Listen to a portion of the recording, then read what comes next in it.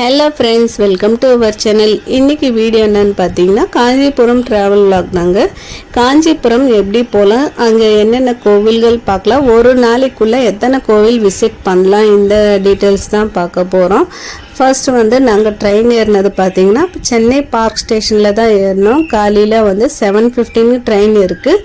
நாங்கள் அதுக்கு முன்னாடியே ஒரு ட்ரெயின் வந்துச்சு 7:05க்கு. அந்த ட்ரெயின்லேயே ஏறிட்டு செங்கல்பட்டு வரைக்கும் அந்த ட்ரெயின் போகுது, அங்கே இறங்கிட்டோம். டைரக்ட் ட்ரெயின் பார்த்திங்கன்னா சென்னை டு காஞ்சிபுரம் டைமிங் பிரகாரமாக இருக்குது. போய் சேர்றதுக்கு பார்த்தீங்கன்னா 2.5 hour ஆகும். இல்லைன்னா நீங்கள் செங்கல்பட்டில் இறங்கிட்டு அங்கேருந்து பஸ்லேயும் போயிடலாம். அதுவே கொஞ்சம் தூரம்தான் ஆகும். செங்கல்பட்டு காஞ்சிபுரம் போய் சேர்றதுக்கே ஒரு 1 hour ஆகும். நாங்கள் செங்கல்பட்டில் இறங்கிட்டு நெக்ஸ்ட் ட்ரெயின் வந்துச்சு காஞ்சிபுரம்க்கு. அந்த ட்ரெயின் ஏறிட்டு காஞ்சிபுரம் சேர்ந்தாச்சு. அங்கேருந்து ஆட்டோ பிடிச்சிட்டு இப்போ ஃபஸ்ட்டு நாங்கள் எங்கே போகிறோம்னு பார்த்தீங்கன்னா வரதராஜ பெருமாள் கோவிலுக்கு தான் போகிறோம். அது கொஞ்சம் தூரமாக இருக்குது டிஸ்டன்ஸ். அதனால் ஃபஸ்ட்டு அங்கே போயிட்டோம்னா இந்த கோவில் காஞ்சி காமாட்சி அம்மன் கோவில் அதெல்லாம் பார்த்தீங்கன்னா ஸ்டேஷன் கிட்ட தான் இருக்குது. அதெல்லாம் நம்ம ஒரு சுற்றி பார்த்துட்டு வந்துடலான்னு சொல்லிட்டு தான் ஃபஸ்ட்டு இந்த கோவிலுக்கு தான் வந்திருக்கோம். வரதராஜ பெருமாள் கோவில் இங்கே தான் பார்த்தீங்கன்னா அத்தீஸ்வரரும் இருக்காங்க. நெக்ஸ்ட்டு பல்லி கோவில் கூட இப்படி சொல்லுவாங்க. இங்கே தான் பார்த்தீங்கன்னா கோல்டு பல்லி, அதுக்கப்புறமா சில்வர் பல்லி அதெல்லாம் கேள்விப்பட்டிருப்பீங்க. அதெல்லாம் இங்கே தான் இருக்குது இந்த கோவிலில்.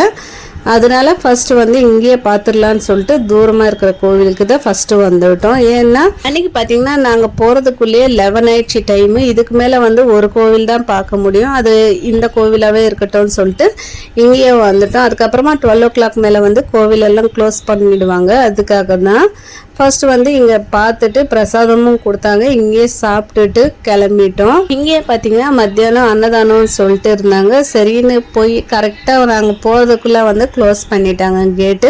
நீங்கள் ஒரு வேளை போனீங்கன்னா கொஞ்சம் முன்னாடியே போயிடுங்க. 12 o'clock போனீங்கன்னா சாப்பிட்றலாம்.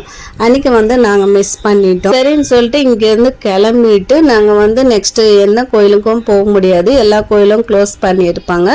அதுக்காக சங்கராச்சாரிய மடத்துக்கு தான் போயிட்டு இருக்கோம். அங்கே ஆசிரமம் இருக்குது. அங்கே போகிறதுக்கு ஆட்டோ சார்ஜ் பார்த்தீங்கன்னா 20 rupees தான் வாங்கினாங்க. அந்த ஆசிரமத்திலே பார்த்தீங்கன்னா லஞ்சும் கொடுத்தாங்க. அங்கே சாம்பார் சாதம், தயிர் சாதம், அதுக்கப்புறமா வெண்பொங்கலும் கொடுத்தாங்க. வெண்பொங்கல் சூப்பராக இருந்தது. அங்கேயே உட்காந்து சாப்பிட்டுட்டு ஏகாம்பரநாதர் கோயிலுக்கு தான் வந்திருக்கோம். ஆசிரமத்துக்கிட்ட இருந்து பார்த்தீங்கன்னா ஏகாம்பரநாதர் கோவில் கிட்ட தான், வாக்கபிள் டிஸ்டன்ஸ் தான், ஒரு 10 minutes தான் ஆகும். அங்கேருந்து எல்லாமே கோவில்கள் எல்லாமே கிட்ட தான் இருக்குது. வரதராஜ பெருமாள் கோவில் மட்டும்தான் தூரமாக இருக்கும். ஒருவேளை நீங்கள் போனீங்கன்னா எல்லாமே ஷேர் ஆட்டோ 10 rupees அது மாதிரியே இருக்கும் கிட்டன்றதால. இல்லை நீங்கள் ஒரே ஆட்டோ வேணும்னு கேட்டிங்க அப்படின்னா நிறைய பேர் இருக்காங்க. அது இங்கே கிட்ட இருக்கிற கோவிலுக்கே பார்த்தீங்கன்னா 400 சார்ஜ் பண்ணுறாங்களா வரதராஜ பெருமாள் கோவிலை தவிர்த்து. அது தனியாக சார்ஜ் பண்ணுவாங்க. எவ்வளோன்னு எனக்கு கரெக்டாக தெரியல. இது மட்டும் கேட்டிருக்கேன் 400 அப்படின்னு சொன்னாங்க. ஏன்னா இது கிட்டே இருக்குது. நம்ம வாக்கிங் டிஸ்டன்ஸ்லேயே இருக்கோம். இல்லைன்னா ஷேர் ஆட்டோ 20 rupees அப்படி தான் ஆகும் ஒருத்தருக்கு பார்த்தீங்க அப்படின்னா. இப்போ ஏகாம்பரநாதர் கோவிலுக்குள்ளே பார்த்தீங்கன்னா ஒரு பழைய காலத்து மரம் இருக்குது. அது மாமரம் தாங்க. அந்த மாமரத்தில் ஒரு ஸ்பெஷல் இருக்குது. என்னன்னு பார்த்தீங்கன்னா இந்த ஒரு மரத்தில் 4 விதமான மாங்கனி காய்க்குமா. அதுவும் 4 விதமான டேஸ்ட்ல இருக்குமா. 4 ரகமான ஷேப்லேயும் இருக்குமா. ஒவ்வொன்றும் ஒவ்வொரு ஷேப்பில் காய்க்குமா. இதுதான் இந்த மரத்தோட ஸ்பெஷல்.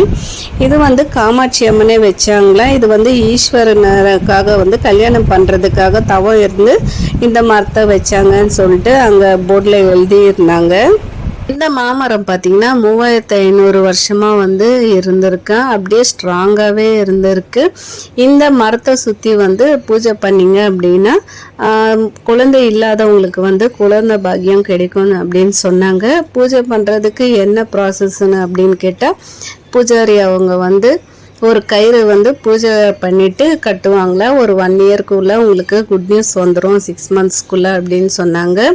அதுக்கு எவ்வளோ ஆகும்னு கேட்டால் 500 அப்படின்னு சொன்னாங்க. ரொம்ப அதிகமாக இருந்துச்சு. இல்லாதவங்களுக்கு வந்து கொஞ்சம் கம்மியாக இருந்தால் நல்லா இருந்திருக்கும். எல்லாருமே 500 கொடுத்து கட்டணுன்னா கஷ்டமாக தான் இருக்கும். அது மட்டும் இல்லாமல் என்ன நினைக்கிறோமோ அது வந்து நடக்கும் அப்படின்னு சொன்னாங்க. என்ன விஷயமா இருந்தாலும் அது நடக்கும் அப்படின்னு சொன்னாங்க. அது ஒரு நல்ல விஷயந்தான். ஆனால் 500ன்றது ரொம்ப அதிகமாக இருந்துச்சு. அதை கொஞ்சம் கம்மியாக இருந்துச்சுன்னா எல்லாருமே யூஸ் பண்ணிப்பாங்க. இப்போ இந்த கோவிலெல்லாம் சுற்றி பார்த்துட்டு வெளியே வர்றதுக்கு பார்த்தீங்கன்னா டைம் 5 ஆயிடுச்சு. இதுக்கு மேலே 6 o'clock வந்து நமக்கு ரிட்டர்ன் ட்ரெயின் இருக்குது. அதை பிடிக்கணும்னு சொல்லிட்டு காமாட்சி அம்மன் கோவிலுக்கு வந்து ஆட்டோவில் தான் வந்தோம். இந்த காமாட்சி அம்மன் கோவிலில் பார்த்தீங்கன்னா அன்றைக்கி நாங்கள் போனது ஃப்ரைடேனால ரொம்ப ரஷ் அதிகமாக இருந்தது. போய் லைனில் நின்னதுக்கப்புறமா வந்து ரொம்ப லேட் ஆயிடுச்சு. ட்ரெயின் வந்து எங்களால் பிடிக்க முடியல. 6 o'clock ட்ரெயின் வந்துட்டு சரின்னு சொல்லிட்டு 7:15க்கு ட்ரெயின் இருக்குது அப்படின்னு சொன்னாங்க. சரி நீங்கள் காமாட்சி அம்மன் கோவிலில் பொறுமையாக எல்லாமே பார்த்துட்டு, ஆனால் கோவில் வந்து சூப்பராக இருக்குங்க. கோவிலுக்கு அப்படியே பேக் சைடில் பார்த்தீங்கன்னா குளம் இருக்குது. அங்கே பார்த்தீங்கன்னா அந்த கோபுரம் எல்லாம் பார்க்கறதுக்கு சூப்பராக இருக்கும். எல்லா கோபுரமும் நல்லா தெரிகிற மாதிரி இருக்குமா, சூப்பராக இருக்கும். அங்கே வந்து நிறைய பேர் அங்கே வந்து ஃபோட்டோ எடுத்துன்னு இருப்பாங்க. இன்னைக்கு நாங்கள் போனப்போ பார்த்தீங்கன்னா மழை வேற வந்துட்டு இருந்தது. அங்கே வந்து ரெயின்போவும் வந்துச்சு. அன்னைக்கு வந்து பசங்கள்லாம் ஜாலியாக ரெயின்போன்னு சொல்லிட்டு நல்லா விளையாடிட்டு இருந்தாங்க. அதுதான் பார்க்குறீங்க. இப்போ வந்து எல்லாமே பார்த்துட்டு வெளியே வந்துட்டு நாங்கள் இங்கேருந்து உலக பெருமாள் கோவிலுக்கு தான் போனோம். அது வந்து கிட்ட தான் காஞ்சி காமாட்சி அம்மன் கோவிலுக்கும் அதுக்கும் ஒரு 10 minutes வாக்கபிள் டிஸ்டன்ஸ் தாங்க. அங்கே போனப்போ பார்த்தீங்கன்னா கன்ஸ்ட்ரக்ஷன் வேலை நடக்குது. நல்ல பெரிய கோவிலாக கட்டுறாங்க. அதுவும் பெரிய கோவில் தான், சூப்பராக இருக்கும். அந்த கோவிலும் உள்ள சிலை பார்த்தீங்கன்னா அவ்வளோ அருமையாக இருக்கும்.